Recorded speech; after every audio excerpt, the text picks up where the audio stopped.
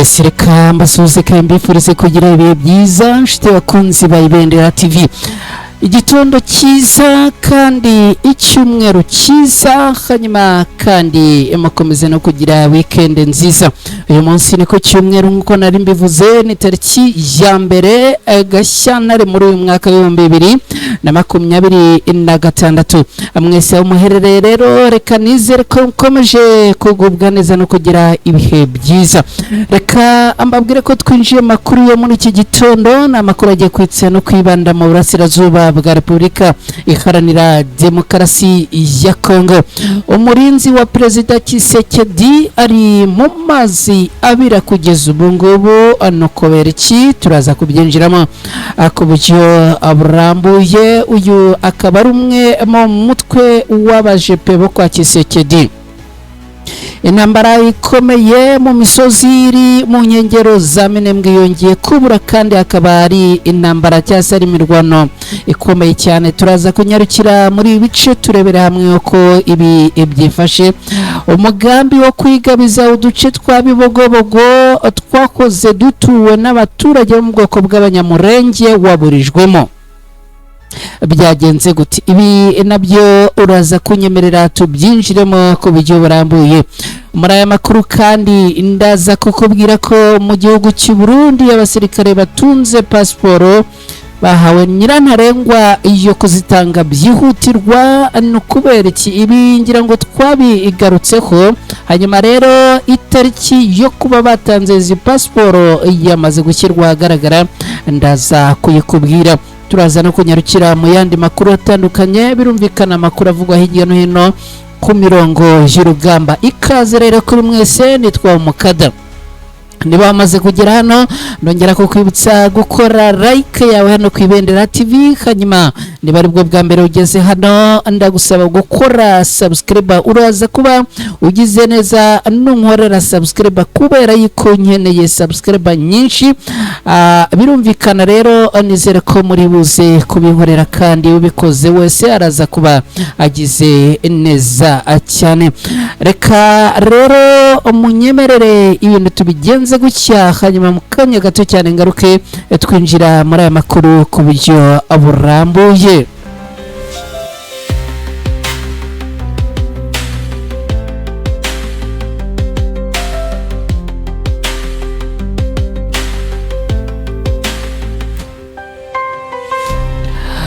Yes, reka nongere mbahe ikaze mwese rero aho muherereye mukamukurikiye Ibendera TV.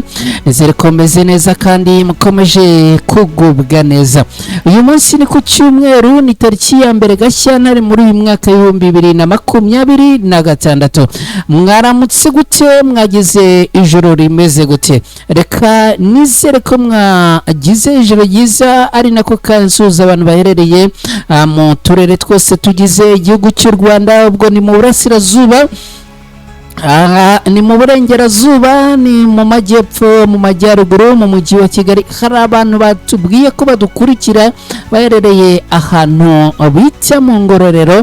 Hari abantu batubwiye ko badukurikira baherereye i Muhanga. Mwese rero mbahaye ikaze. Abaherereye muri Repubulika Iharanira Demokarasi ya Kongo, hari abandi batwandikiye baherereye za Masisi, abantu baherereye za Kisangani, ndetse namwe muherereye hano i Goma. Reka namwe tubahe ikaze muri aya makuru.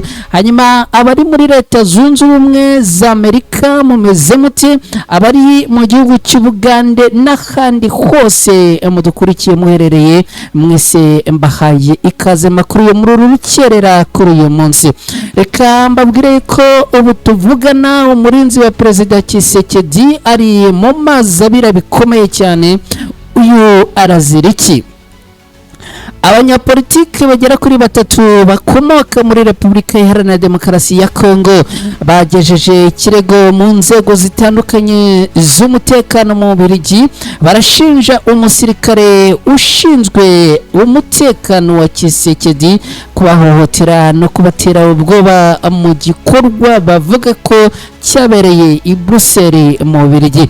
Witwa Claude Rubaya, umwe muri aba banyapolitike batavuga rumwe n'ubutegetsi buriho, yatangaje ko tariki ya 23 z'ukwezi kwa mbere muri uyu mwaka w'ibihumbi 2026 ubwo yari kumwe na bagenzi be barimo Seti Kikuni na Sadiki Rukanda Don Piero bari bicaye muri imwe muri restaurant zo muri Brussels mu Bubiligi.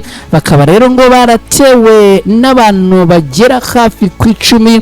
muri abo Rubaya akavuga ko ngo harimo umusirikare witwa Tabuye Bomatema, n'umwe mu bashinzwe kurinda umutekano wa Perezida Tshisekedi. Rubaya asobanura ko abo bantu babasagariye bakabatuka ndetse bakabatera ubwoba, abababwira amagambo abangamira umutekano wabo n'ubuzima bwabo. Uyu avuga ko uko byagenze ngo byabateye impungenge zikomeye ku buryo bahisemo kuva aho bari bicaye kugira ngo birinde ko ibintu byarushaho kuba bibi, cyane cyane ko nta rwego rw'umutekano rwahise rubatabara. Aba banyapolitike bavuga ko ibi babikorewe bazira ibitekerezo byabo bya politike no kuba batavuga rumwe n'ubutegetsi bwa Tshisekedi Chilombo. Bakemeza ko ibyababayeho bifatwa nk'igikorwa cyo kubahutaza no kubahutira ku butaka bw'igihugu cy'amahanga.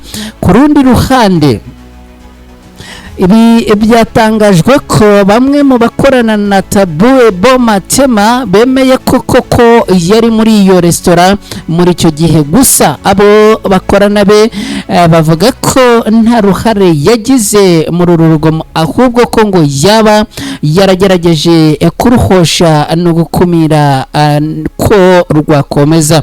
Mu kirego cyabo cyandikiwe Minisitiri w'Ububanyi n'Amahanga w'Ububiligi, Minisitiri w'Ubutabera ndetse na Minisitiri w'Umutekano, Rubaya na bagenzi be bagaragaje ko Tabuye Bomatema ari umwofisiye mukuru mu ngabo za Repubulika Iharanira Demokarasi ya Kongo ushinzwe umutekano wa Perezida Tshisekedi kuva mu mwaka w'ibihumbi 2023 kugeza ubu ngubu.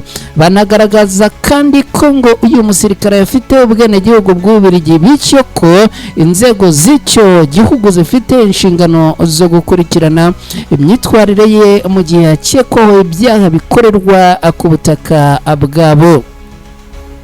Abanyapolitike banibukije inzego z'Ububiligi ko atari ubwa mbere impunzi cyangwa abaturage batavuga rumwe n'ubutegetsi bwa Kinshasa bahungiye Brussels mu Bubiligi bakagabwaho ibitero.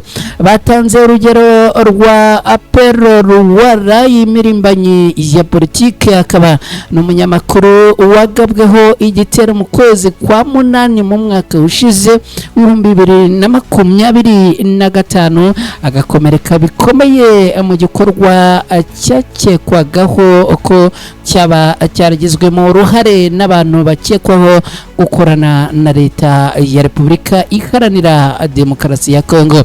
Rubaya na bagenzi be basabye igihugu cy'Ububiligi gukora iperereza ryimbitse kandi rikomeye ku myitwarire y'abantu bose bagize uruhare muri uru rugomo, cyane itsinda ryari ririmo uwitwa Tabuye Bomatema.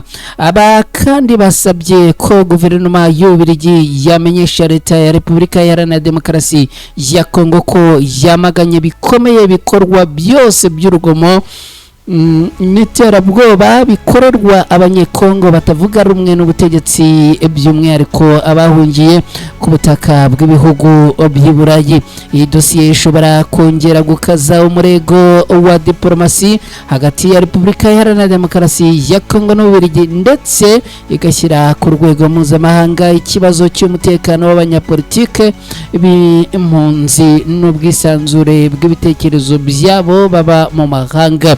ngibyo reka tubabwire kandi ko intambara ikomeye mu misozi iri mu nkengero za Minembwe yongeye kubura kandi ikaba ari intambara ikomeye cyane mu gitondo cyo kuri uyu wa gatandatu ni ku munsi w'ejo tariki 31 ukwezi kwa mbere mu mwaka wa 2026 haravugwa imirwano ikomeye mu gace ka Rwitsankuko n'agace gaherereye hafi ya Minembwe ni mu misozi miremire igabanya Fizi na Mwenga mu ntara Kivu y'Amajyepfo muri Repubulika Iharanira Demokarasi ya Kongo.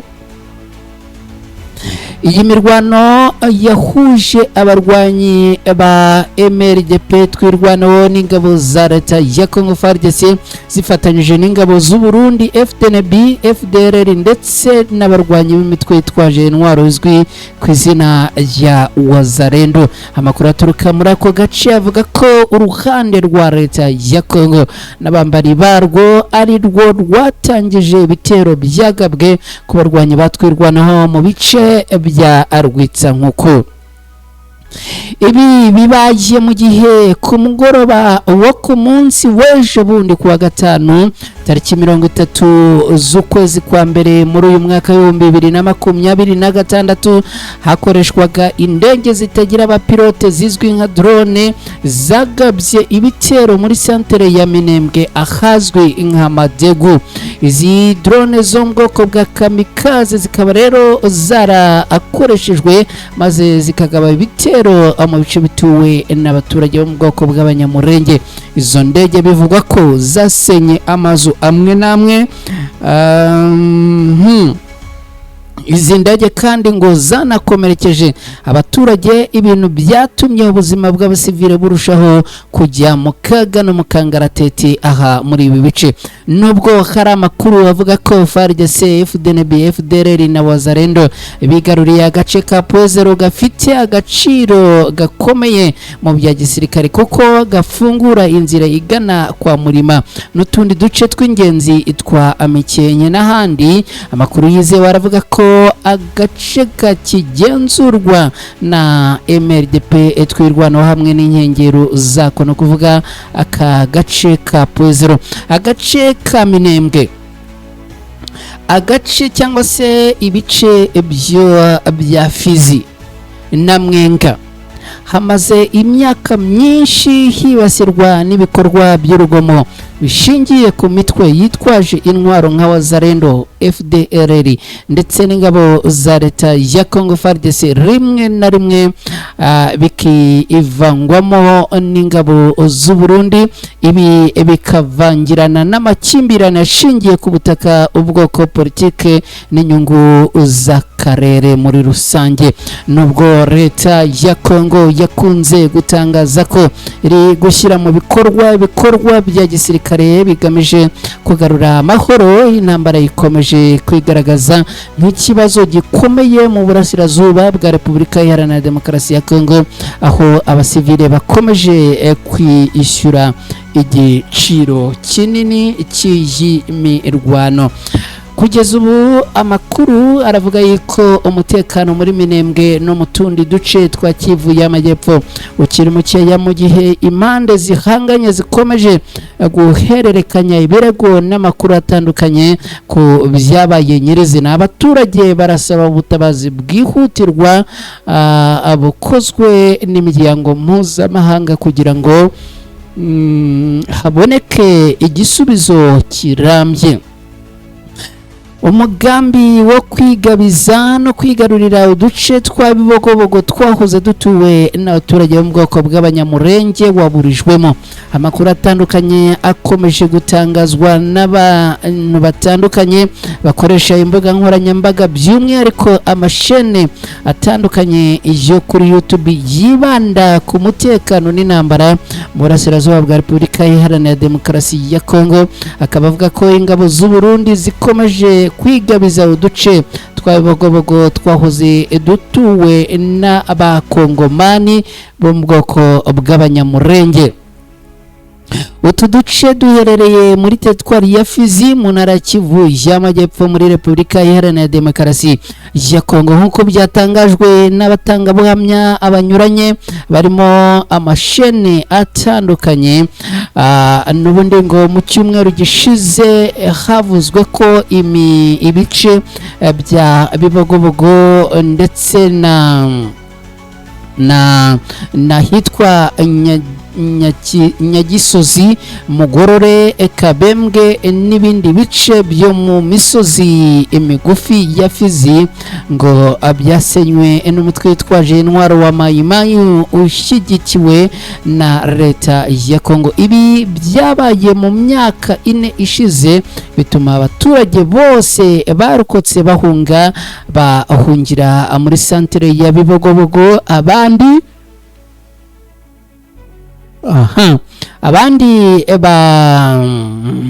bahungira mu bindi bice. Kugeza ubu amakuru yakomeza avuga ko ingabo z'u Burundi zashinze ibirindiro nyuma yo kwirukanwa n'imitwe ya Alliance Fleuve Congo 23 na twirwaneho mu duce twa Minembwe n'Indondo muri groupema ya Bijombo hose kugeza Irurambo.